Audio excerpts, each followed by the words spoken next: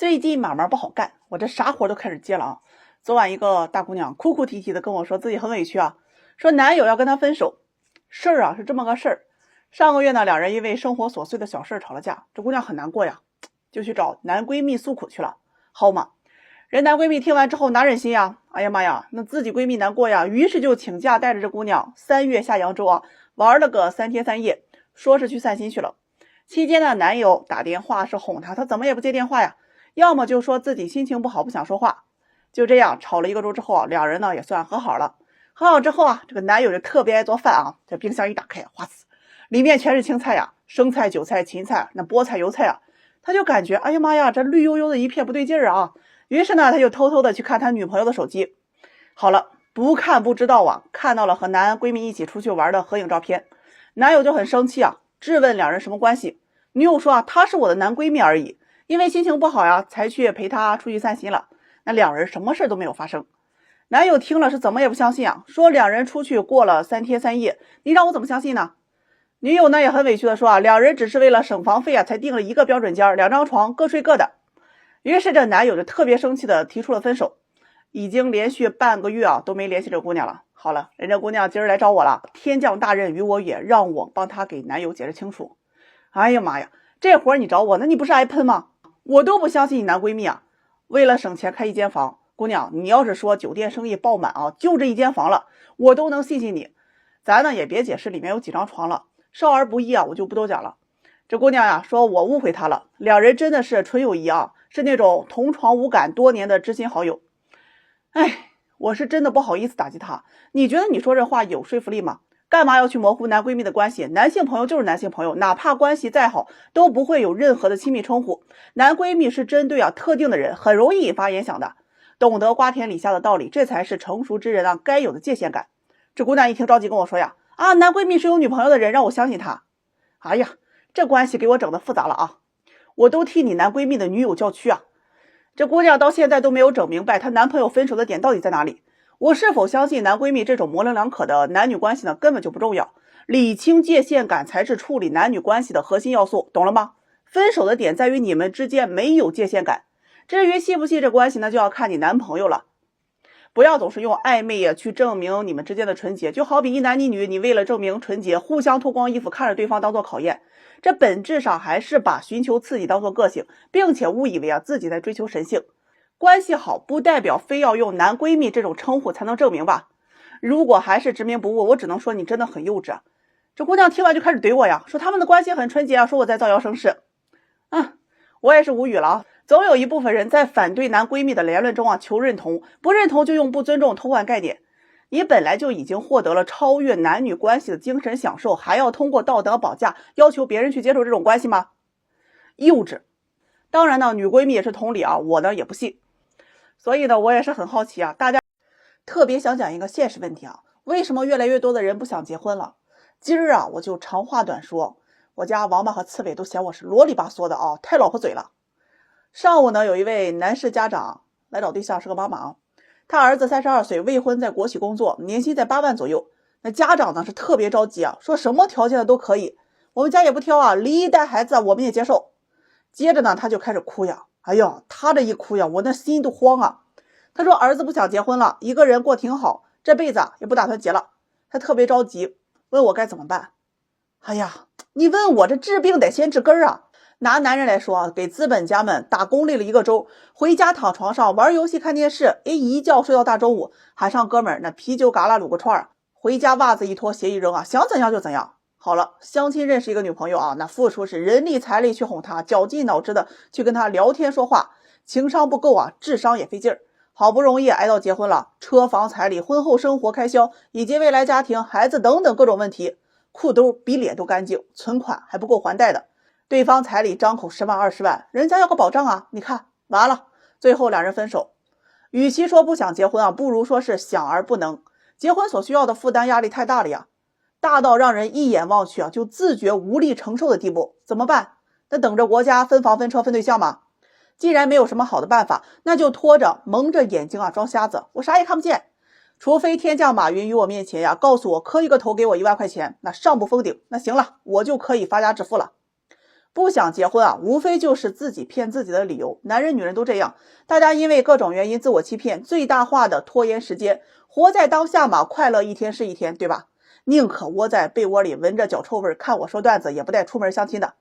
说白了，男人呢不想恋爱结婚啊，多半是因为害怕女人要车要房要票子，再没事要个情绪价值，要哄要陪的。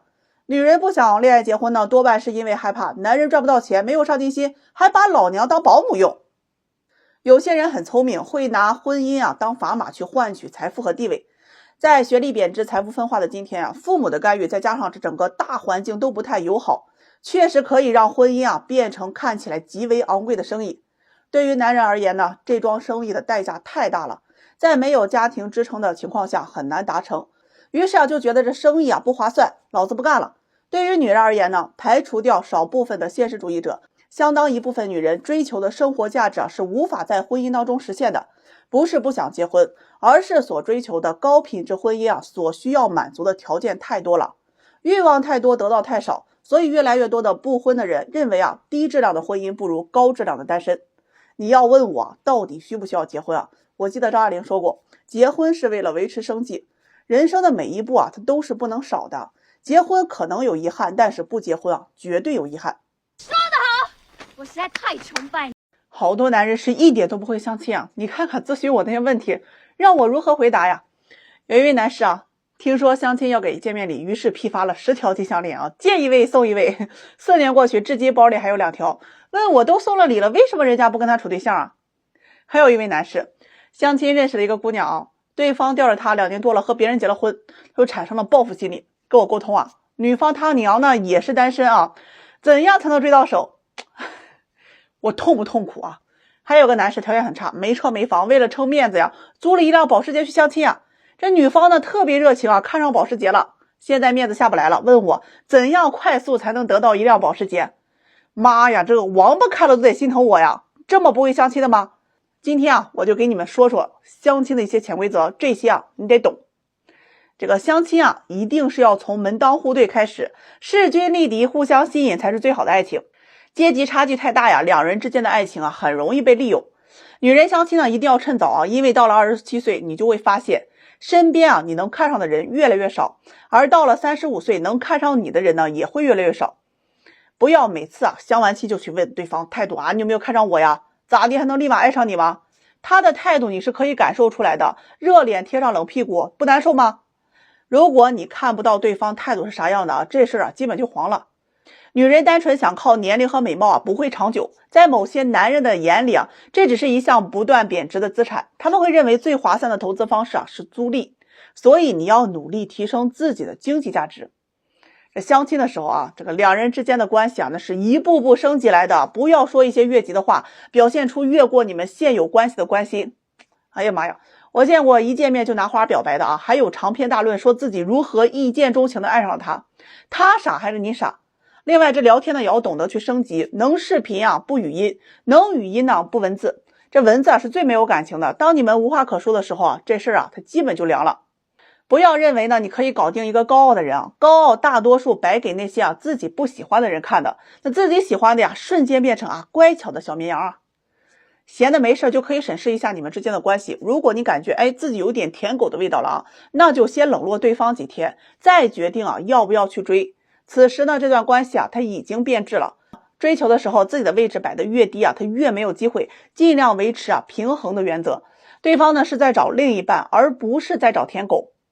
男人随着年龄的增长啊，他择偶要求始终如一啊，就是年轻漂亮。女人随着年龄的增长，她的择偶要求是慢慢变化的。